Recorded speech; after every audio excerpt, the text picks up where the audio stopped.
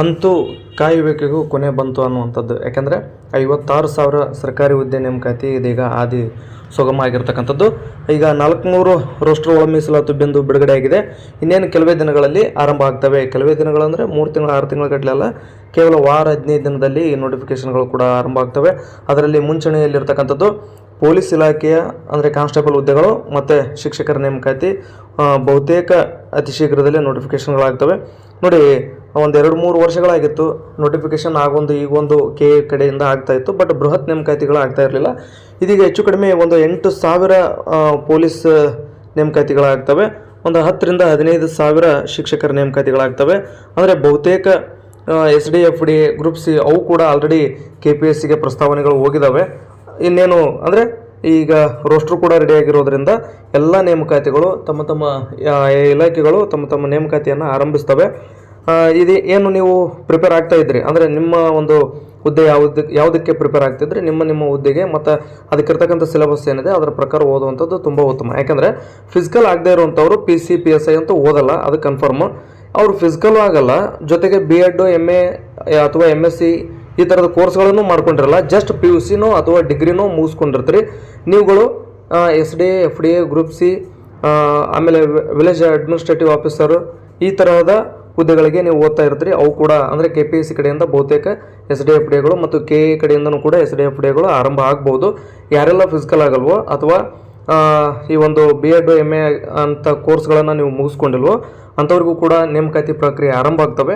ನಿಮ್ಮ ಸಿಲೆಬಸ್ನ ನೋಡ್ಕೊಡ್ರಿ ಒಂದು ಸಾರಿ. ಅಂದರೆ ಈಗ ನೋಡಿ, KPSC SDFD ಓದ್ತಾ ಇದ್ರಿ ಅಂದರೆ ಈ ಹಿಂದೆ ಇರತಕ್ಕಂಥ ಸಿಲೆಬಸ್ ಏನಿದೆ ಅಥವಾ ಸಿಲೆಬಸ್ ಏನಾದರೂ ಅಪ್ಡೇಟ್ ಆಗಿದ್ದರೆ ಆ ಸಿಲೆಬಸ್ನಾಗಿರ್ಬೋದು ಅವುಗಳನ್ನು ನೋಡಿಕೊಂಡು ಓದುವಂಥದ್ದು ತುಂಬ ಉತ್ತಮ. ಯಾಕೆಂದರೆ ನೋಟಿಫಿಕೇಷನ್ ಆದ ನಂತರ ಓದುವಂಥದ್ದು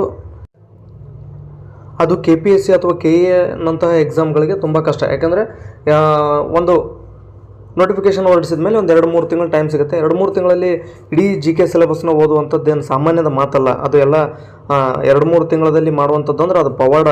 ಅವು ಎಲ್ಲ ಈ ಒಂದು ಕಾಂಪಿಟೇಟಿವ್ ಫೀಲ್ಡ್ನಲ್ಲಿ ಆಗುವಂಥ ಮಾತಲ್ಲ. ಅಂದರೆ 2-3 ತಿಂಗಳಲ್ಲಿ ನೀವು ಎಲ್ಲನೂ ಓದ್ಕೊಂಡು ಜಾಬ್ ಪಡ್ಕೋಬೇಕಂದ್ರೆ ತುಂಬ ಕಷ್ಟ. ಅದು ಜಸ್ಟ್ ನಾವು ಬೇಸಿಕ್ ಕೂಡ ಓದೋಕ್ಕಾಗಲ್ಲ. ಅಂದರೆ ಈ ಒಂದು ಕಾಂಪಿಟೇಟಿವ್ ಫೀಲ್ಡ್ನ ಬೇಸಿಕ್ ವಿಚಾರ ತಿಳ್ಕೊಳ್ಳೋಕೆ ಬೇಕು 2-3 ತಿಂಗಳ. ಅದಕ್ಕೋಸ್ಕರ ಹೇಳುವಂಥದ್ದು ಏನು ಅಂತಂದರೆ, ನಿಮ್ಗೆ ಫಿಸಿಕಲ್ ಆಗುತ್ತೆ PC PSIಗೆ ರೆಡಿ ಆಗಿರಿ, ಅಥವಾ ಫಿಸಿಕಲ್ ಆಗಲ್ಲ ಬಟ್ MA MSc B.Ed ಮುಗಿದಿದೆ ಅಂತಂದರೆ ನೀವು ಶಿಕ್ಷಕರ ನೇಮಕಾತಿ PU ಉಪನ್ಯಾಸಕರು ಮತ್ತು ಅಸಿಸ್ಟೆಂಟ್ ಪ್ರೊಫೆಸರ್ನಂಥ ಹುದ್ದೆಗೆ ವೇಟ್ ಮಾಡಿರಿ, ಗ್ಯಾರಂಟಿ ನೋಟಿಫಿಕೇಷನ್ಗಳು ಆಗ್ತವೆ. ಫಿಸಿಕಲ್ ಆಗಲ್ಲ, MA MScನೂ ಆಗಿಲ್ಲ ಅಂತಂದರೆ ನೀವು SDFD ಗ್ರೂಪ್ ಸಿ ನಂಥ ಹುದ್ದೆಗಳಿಗೆ ರೆಡಿ ಆಗಿರಿ. ಸಿಲೆಬಸ್ನ ನೋಡ್ಕೊಡ್ರಿ. KA ಕಡೆಯಿಂದ ಏನು ಇತ್ತೀಚೆಗೆ ಒಂದು 8-10 ಎಕ್ಸಾಮ್ಗಳು ನಡೆದಿವೆ, ಆ ಒಂದು GK ಪೇಪರ್ ಅಂತ ತಗೊಳ್ರಿ. ಅಲ್ಲಿ ಹಿಸ್ಟ್ರಿ ಯಾವ ರೀತಿ ಕ್ವಶನ್ ಪೇಪರ್ ಅಂದರೆ ಒಂದು ಕ್ವಶನ್ ಪೇಪರ್ನ ಒಂದು 8-10 ಕಲೆಕ್ಟ್ ಮಾಡಿಕೊಡ್ರಿ. ಅಂದರೆ KAದು ಅಲ್ಲಿ ಹಿಸ್ಟ್ರಿ, ಎಕನಾಮಿಕ್ಸ್, ಜಿಯೋಗ್ರಫಿ, IC ಇವುಗಳನ್ನ ಏನು ಮಾಡಿರಿ, ಕ್ವಶನ್ಗಳನ್ನು ಸಪ್ರೇಟ್ ಮಾಡ್ಕೊಳ್ರಿ ಒಂದು ಸಾರಿ. ಅಂದರೆ ಒಂದು 2-3 ದಿನದಲ್ಲಿ ಮುಗಿಯುವಂಥ ಪ್ರೊಸೆಸ್ ಇದು. ಅಲ್ಲಿ ನೀವೇನು ಮಾಡಿರಿ ಅಂತಂದರೆ, ಹಿಸ್ಟ್ರಿ ಯಾವ ರೀತಿಯ ಪ್ರಶ್ನೆಗಳನ್ನು ಕೇಳಿದ್ದಾನೆ, ಎಕನಾಮಿಕ್ಸ್ ಯಾವ ರೀತಿಯ ಪ್ರಶ್ನೆಗಳನ್ನು ಕೇಳಿದ್ದಾರೆ, ಆನಂತರ ಜಿಯೋಗ್ರಫಿ, ಕಾನ್ಸ್ಟಿಟ್ಯೂಷನ್ ಇವೆಲ್ಲ ಯಾವ ತರಹದ ಪ್ರಶ್ನೆಗಳು ಬಂದಿದ್ದಾವೆ ಅನ್ನೋದನ್ನು ಒಂದು ಸಾರಿ ನೋಡ್ಕೊಡ್ರಿ. ಯಾಕಂತಂದರೆ ನೀವು ಸುಮ್ಮನೆ ಡೈರೆಕ್ಟ್ ಒಂದು ಕ್ವಶನ್ ಕೇಳ್ತಾನೆ, 4 ಆಪ್ಷನ್ ಕೊಟ್ಟಿರ್ತಾನೆ, ನೋಡಿಕೊಂಡು ಒಂದು ಟಿಕ್ ಹಾಕಿ ಬಂದರೆ ಮುಗಿತು ಅನ್ನುವಂಥದ್ದು ಬೇಡ. ಯಾಕಂದರೆ ಅಲ್ಲಿ ಆ ರೀತಿ ಇರೋದಿಲ್ಲ, ಹೇಳಿಕೆಗಳು ಬರ್ತಾ ಇದ್ದಾವೆ. ಇದೀಗ ಕ್ವಶನ್ ಪೇಪರ್ ಸ್ವಲ್ಪ ಟಫ್ ಆಗ್ತಾ ಇದೆ, ಅದಕ್ಕೋಸ್ಕರ ಹೇಳುವಂಥದ್ದು. ಹಿಸ್ಟ್ರಿ ಓದ್ತಾ ಇದ್ರಿ ಅಂತ ಸುಮ್ಮನೆ ಹಿಸ್ಟ್ರಿ ಓದೋದಂಥದ್ದಲ್ಲ. ಅಲ್ಲಿ ಕಲೆ ಮತ್ತು ವಾಸ್ತುಶಿಲ್ಪಗಳಾಗಿರ್ಬೋದು, ಕೃತಿಗಳಾಗಿರ್ಬೋದು, ಕವಿಗಳಾಗಿರ್ಬೋದು, ಆ ಥರದ ಮೇಲೆ ಹೆಚ್ಚಿನ ಪ್ರಶ್ನೆಗಳು ಬರ್ತವೆ. ಬೇಕಾದರೆ ನೀವು ಒಂದಷ್ಟು ನೋಡಿರಿ, ಅಲ್ಲಿ ಕಲೆ ವಾಸ್ತುಶಿಲ್ಪಕ್ಕೆ ಸಂಬಂಧಪಟ್ಟಂತೆ ಹೆಚ್ಚಿನ ಒಂದು ಪ್ರಶಸ್ತಿ ಕೊಟ್ಟಿರ್ತಾನೆ ಪ್ರಶ್ನೆ ತೆಗಿಬೇಕಾದ್ರೆ. ಜೊತೆಗೆ ಈ ಜಿಯೋಗ್ರಫಿನೂ ಮತ್ತು ಆನಂತರ IC, ಆನಂತರ history, science, technology, mental ability, current affairs ಇವೆಲ್ಲ ಯಾವುದರ ಆಧಾರದ ಮೇಲೆ ಕೇಳ್ತಾ ಇದ್ದಾರೆ ಮತ್ತು ಯಾವ ರೀತಿಯ ಪ್ರಶ್ನೆಗಳು ಬರ್ತಾ ಇದ್ದಾವೆ, ಹೇಳಿಕೆಗಳು ಬರ್ತಾ ಇದ್ದಾವೆ, ಡೈರೆಕ್ಟ್ ಪ್ರಶ್ನೆಗಳು ಬರ್ತಾ ಇದ್ದಾವೆ.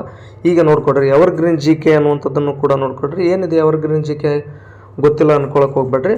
ನೋಡಿರಿ, ಎವರ್ಗ್ರೀನ್ GK ಅಂದರೆ ಅದು ಪ್ರಚಲಿತಕ್ಕೂ ಬಂದಿರುತ್ತೆ ಮತ್ತು ಪ್ರಚಲಿತ ಅಲ್ಲದೇನೂ ಇರುವಂಥದ್ದು. ಈಗ ನೋಡಿ, ಭಾರತ ರತ್ನ ಅನ್ನುವಂಥದ್ದು ಎಲ್ಲರೂ ಓದ್ತಾರೆ. ನಾವು ಭಾರತ ರತ್ನ ಪ್ರಶಸ್ತಿ ಅನ್ನುವಂಥದ್ದನ್ನು ಯಾರಿಗೋ ಒಬ್ಬರಿಗೆ ಈ ವರ್ಷನೋ ಈ ಹಿಂದಿನ ವರ್ಷದಲ್ಲೋ ಕೊಟ್ಟಿದ್ದೀರ ಅಂತಂದರೆ ಆಗ ನೀವೇನು ಮಾಡ್ತೀರಿ, ಈ ವರ್ಷ ಯಾರಿಗೆ ಕೊಟ್ಟರು ಅಂದರೆ ಅದು ಕರೆಂಟ್ ಅಫೇರ್ಸ್. ಭಾರತ ರತ್ನ ಯಾವಾಗ ಆರಂಭ ಆಯಿತು ಅಂದರೆ ಪ್ರಶಸ್ತಿ ಕೊಡೋದಕ್ಕೆ ಯಾವಾಗ ಆರಂಭ ಮಾಡಿದರು, ಮೊದಲು ಯಾರು ತೊಗೊಂಡ್ರು, ಅದೆಲ್ಲವೂ ಕೂಡ ಎವರ್ಗ್ರೀನ್ GKನಲ್ಲಿ ಬರುತ್ತೆ. ಅಂದರೆ ಈ ರೀತಿಯ ಒಂದಷ್ಟು ಪ್ರಶ್ನೆಗಳನ್ನು ಯಾವ ರೀತಿ ಕೇಳ್ತಾರೆ ನೋಡಿ. ಎವರ್ಗ್ರೀನ್ GK ಓದ್ಕೊಡ್ರಿ, ಸೈನ್ಸ್ ಆ್ಯಂಡ್ ಟೆಕ್ನಾಲಜಿ ಓದ್ಕೊಡ್ರಿ, ಮೆಂಟಲ್ ಅಬಿಲಿಟಿ ಉಳಿದಂಥ ವಿಷಯಗಳನ್ನು ನೋಡ್ಕೊಡ್ರಿ. ಒಟ್ಟಾರೆಯಾಗಿ ನೀವು ಈ ರೀತಿ ಪ್ರಿಪೇರ್ ಆಗ್ರಿ ಅಂತಂತಂದರೆ ನಿಮ್ಮ ಒಂದು ಹುದ್ದೆಯನ್ನು ಪಡ್ಕೊಳ್ಳೋದಕ್ಕೆ ಸರಳ ಆಗುತ್ತೆ. ಓಲ್ಡ್ ಕ್ವಶನ್ ಪೇಪರು ಪರೀಕ್ಷೆಗಳಿಗೆ ತಾಯಿ ಇದ್ದಂಗೆ ಅದು. ನೀವು ಯಾವುದೋ ಒಂದು ಎಕ್ಸಾಮ್ಗೆ ಪ್ರಿಪೇರ್ ಆಗ್ತಿದ್ರಿ ಅಂದರೆ ಆ ಎಕ್ಸಾಮ್ನ ಹಳೆ ಪ್ರಶ್ನೆ ಪತ್ರಿಕೆಗಳನ್ನು ನೀವು ತೊಗೋಬೇಕು. ಅವಾಗದು ಆ ಒಂದು ಎಕ್ಸಾಮ್ಗೆ ಯಾವ ರೀತಿಯ ಪ್ರಶ್ನೆಗಳನ್ನು ಕೇಳ್ತಾನೆ, ಯಾವ ಸಬ್ಜೆಕ್ಟ್ನಲ್ಲಿ ಎವರೇಜ್ ಎಷ್ಟೆಷ್ಟು ಪ್ರಶ್ನೆಗಳನ್ನು ಕೇಳಿದ್ದಾನೆ ಅನ್ನುವಂಥದ್ದು ಗೊತ್ತಾಗುತ್ತೆ. ಇಲ್ಲಂತಂತಂದ್ರೆ ಸುಮ್ಮನೆ ಏನೇನೋ ಓದೋದು, ಏನೇನೋ ಓದ್ಕೊಂಡು ಸುಮ್ಮನೆ ಅದು ಅರ್ಥ ಇಲ್ಲದೆ ಇರುವಂಥ ಕೆಲಸವನ್ನು ಮಾಡೋಕ್ಕೆ ಹೋಗಬೇಡ್ರಿ.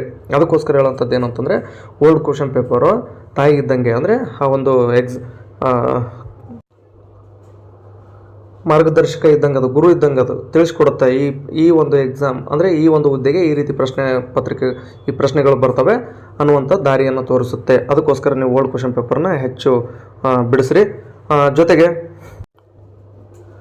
ತಡ ಮಾಡೋಕ್ಕೆ ಹೋಗಬೇಡಿ. ಸುಮ್ಮನೆ ಏನೋ ನೆಪ ಹೇಳ್ಕೊಂಡು ಓದುವಂಥದ್ದನ್ನು ಬಿಡೋಕ್ಕೆ ಹೋಗ್ಬೇಡ್ರಿ. ಯಾಕಂತಂದರೆ ಇಷ್ಟು ದಿನ ಇದ್ದಿದ್ದದ್ದು ಏನಂತಂದರೆ ಒಳ ಮೀಸಲಾತಿ ವಿಚಾರ ಫೈನಲ್ ಆಗಿರಲಿಲ್ಲ. ಅದಕ್ಕೋಸ್ಕರ ಸ್ವಲ್ಪ ನೋಟಿಫಿಕೇಷನಲ್ಲಿ ಡಿಲೇ ಆದವು. ಅದನ್ನು ಬಿಟ್ಟರೆ ಮತ್ತೇನೂ ಇಲ್ಲ. ಇಲ್ಲಿ ಎಲ್ಲವೂ ಕೂಡ ಇದೀಗ ಫೈನಲ್ ಆಗಿದೆ. ಫೈನಲ್ ಆಗಿರುವಂಥ ಸಂದರ್ಭದಲ್ಲಿ ಕೆಲಸ ಮಾಡೋದು, ಮತ್ತೊಂದು ಮಾಡೋದು, ಈ ರೀತಿ ವಿಚಾರನ ಮಾಡೋಕ್ಕೆ ಹೋಗ್ಬೇಡ್ರಿ. ನೀವು ಸರಿಯಾಗಿ ನಿಮ್ಮ ಸಿಲೆಬಸ್ನ ನೋಡ್ಕೊತ ಹೋಗ್ಬೇಕಾಗತ್ತೆ. ಯಾಕಂದರೆ ಒಂದು 3-4 ವರ್ಷದ ಶ್ರಮ ಇರ್ತದೆ. ಸುಮ್ಮನೆ ಏನು ಅಲ್ಲ ಇದು. ನೀವು ಈ ಫೀಲ್ಡಿಗೆ ಬಂದಿರಲ್ಲ ಅಂದರೆ ನಿನ್ನೆ ಮೊನ್ನೆ ಬಂದಿದ್ದೀವಿ SDF ಮಾಡ್ಕೊಳ್ತೀವಿ ಅಂತಂದ್ರೆ ಅದು ಅಸಾಧ್ಯದ ಮಾತು.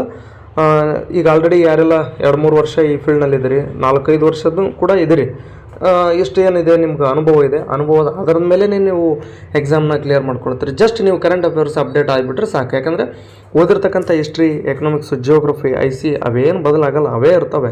ಅದರಲ್ಲೇನು ಚೇಂಜಸ್ ಆಗಲ್ಲ. ಅದಕ್ಕೋಸ್ಕರ ಕರೆಂಟ್ ಅಫೇರ್ಸ್ ಮೇಲೆ ಹೆಚ್ಚಿನ ಒತ್ತು ಕೊಡ್ರಿ. ಯಾಕಂದರೆ ಸ್ವಲ್ಪ ಕರೆಂಟ್ ಅಫೇರ್ಸ್ ಮೇಲೇನೂ ಪ್ರಶ್ನೆಗಳು ಸಾಕಷ್ಟು ಬರ್ತವೆ.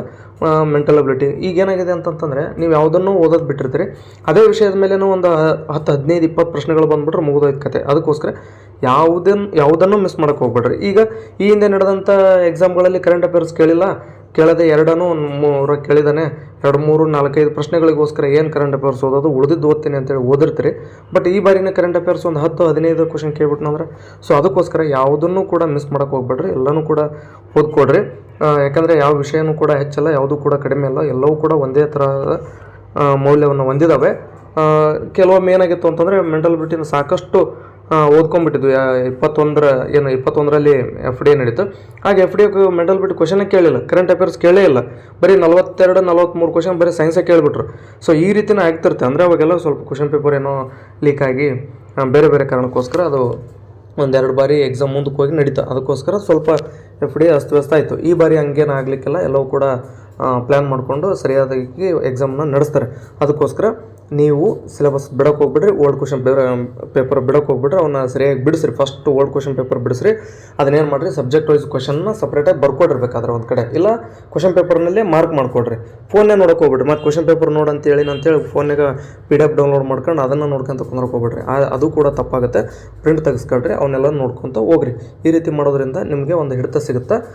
ಯಾವ ಸಬ್ಜೆಕ್ಟ್ನಲ್ಲಿ ಏನೇನು ಕೇಳಿದರೆ ಮತ್ತು ಯಾವ ತರಹದ ಪ್ರಶ್ನೆಗಳನ್ನು ಕೇಳಿದರೆ ಅನ್ನೋಂಥದ್ದು ಗೊತ್ತಾಗುತ್ತೆ. ಮುಂದೆ ನೀವು ಹಿಸ್ಟ್ರಿ ಓದಬೇಕಾದ್ರೆ ಏನು ಈ ಥರದ ಪ್ರಶ್ನೆ ಬಂದಿತ್ತು, ನಾನು ಇದನ್ನು ನೆನ್ಪಿಟ್ಕೋಬೇಕು ಅಂದರೆ ಕಲೆ ವಾಸ್ತುಶಿಲ್ಪ ಆಗಿರ್ಬೋದು, ಕೃತಿಗಳು, ಕವಿಗಳು, ರಾಜರು, ಯುದ್ಧಗಳು, ಇಸ್ವಿಗಳು ಏನು ಕೇಳಿದನಲ್ಲ ಅದ್ರ ಮೇಲೆ ಹೆಚ್ಚಿನ ಫೋಕಸ್ ಮಾಡೋಕ್ಕೆ ಬರುತ್ತೆ. ಅದಕ್ಕೋಸ್ಕರ ಆ ಥರ ನೀವು ಓದೋದಕ್ಕೆ ಟ್ರೈ ಮಾಡಿರಿ. ಸುಮ್ಮನೆ ಹೇಳ್ಕೊಂತ ಕುಂತ್ರೆ ಇದು ಸಾಕಷ್ಟಾಗುತ್ತೆ. ಸೊ ವಿಡಿಯೋ ಮುಗಿಸೋಣ. ಏನು ಡೌಟ್ ಇದೆ ನೀವು ಕಮೆಂಟ್ ಮಾಡಿ ಉತ್ತರಿಸುವಂಥ ಪ್ರಯತ್ನವನ್ನು ನಾನು ಮಾಡ್ತೀನಿ ಅಂತ ಹೇಳ್ತಾ ಈ ಒಂದು ವಿಡಿಯೋನಲ್ಲಿ ಮುಗಿಸ್ತೀನಿ. ಧನ್ಯವಾದ.